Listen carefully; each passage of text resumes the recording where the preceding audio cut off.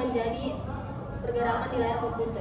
Yang kedua, ada 3 jenis transformasi utama. Yang pertama ada translasi, yaitu untuk memindahkan objek dari satu lokasi ke lokasi lain dengan menambahkan nilai pergeseran. Yang kedua ada skalasi, mengubah ukuran objek atau memperbesar atau memperkecil melalui perkalian skala. Yang ketiga ada rotasi, untuk memutar objek terhadap titik asal dengan sudut tertentu menggunakan trigonometri.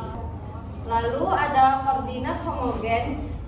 Mengapa koordinat homogen itu perlu? Tanpa koordinat homogen, translasi atau perjumlahan tidak bisa digabung dengan rotasi atau skalasi atau perkalian dalam satu operasi matriks tunggal dengan menambahkan dimensi ketiga atau W1, kita bisa melakukan matriks composition. Oke teman-teman, saya di sini akan menjelaskan contoh soal manual kami, yaitu titik awalnya ada di 3,4 diubah menjadi vektor kolom P sama dengan 3, 4, 1. Lalu kita masukkan rumus translasi dalam koordinat homogen, yaitu M sama dengan 1, 0 Tx 0, 1 Ty 0, 0, 1. Lalu di sini kita tulis Px itu sama dengan 2 karena itu pergeseran dari ke kanan ke arah sumbu X, dan Ty sama dengan 3 itu pergeseran ke atas arah sumbu Y. Lalu kita hitung titik awalnya yang 3,4 itu kita masukin ke rumus X sama dengan 1, 0, 2 0, 1, 3 0, 0, 1 sama dengan P aksen 1, 0, 2 0, 1, 3 0, 0, 1 dikali 3, 4, 1. Lalu itu berbaris. Yang pertama, baris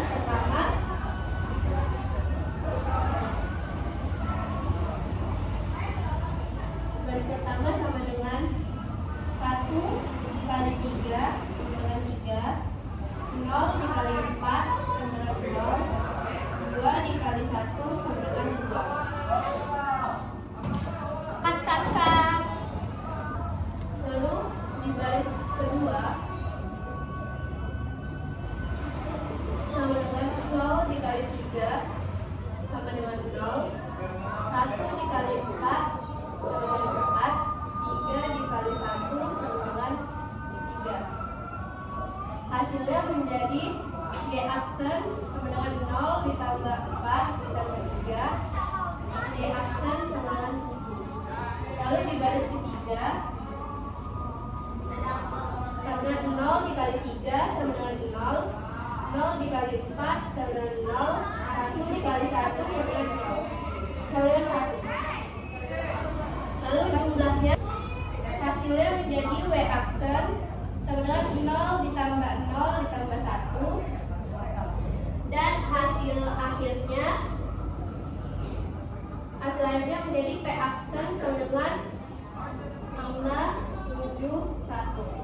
Untuk kembali ke koordinat 2D Cartesian, biasanya kita cukup mengambil nilai X aksen dan Y aksen, di mana nilai pembagi W aksen tidak mengubah nilai aslinya, maka posisinya sekarang menjadi A aksen sama dengan 5,7. Lalu untuk jumlah baris pertama itu menjadi X aksen sama dengan 3 ditambah 0 ditambah 2 sama dengan X aksen sama dengan 5. Jadi ini hasil coding aljabar linear kami. Ini kita jalankan. Nah, di sini ada grafiknya, grafik komputer translasi titik menggunakan matriks. Di sini sudah sesuai dengan hitung manual kami. Yang ada A itu 3,4 lalu menuju A aksen 5,7.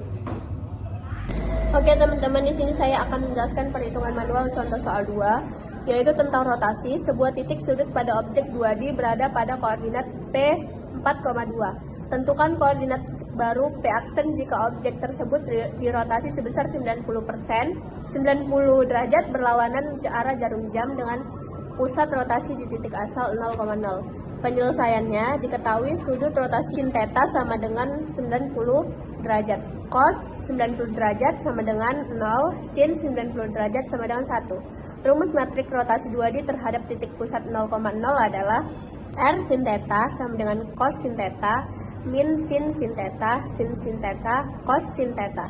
Jika kita masukkan nilai cos 90 derajat sama dengan 0 dan sin 90 derajat sama dengan 1, maka rotasi matriks untuk sudut 90 derajat adalah R buka kurung 90 derajat sama dengan 0 min 1 1 0.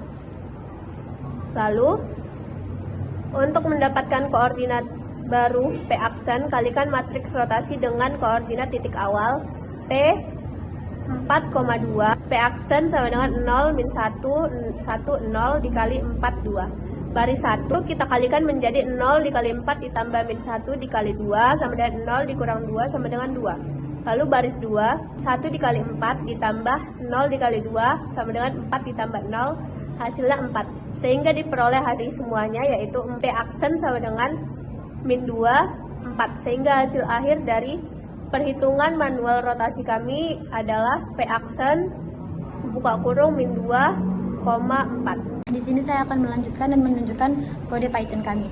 Nah, di sini tuh ada kode Python yang seperti sama dengan 2 dimensi yang kemarin. Lalu di sini ada hasil grafik dan codingnya. Seperti perhitungan manualnya, titik awalnya tuh 4,2. Lalu di sini hasil perhitungan koordinat awalnya itu P buka kurung 4,2 tutup kurung, koordinat akhirnya itu P aksen min 2,4.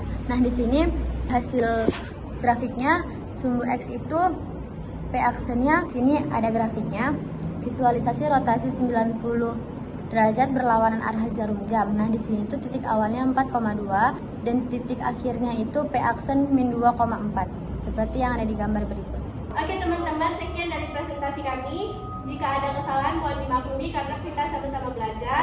Wassalamualaikum warahmatullahi wabarakatuh. Terima kasih.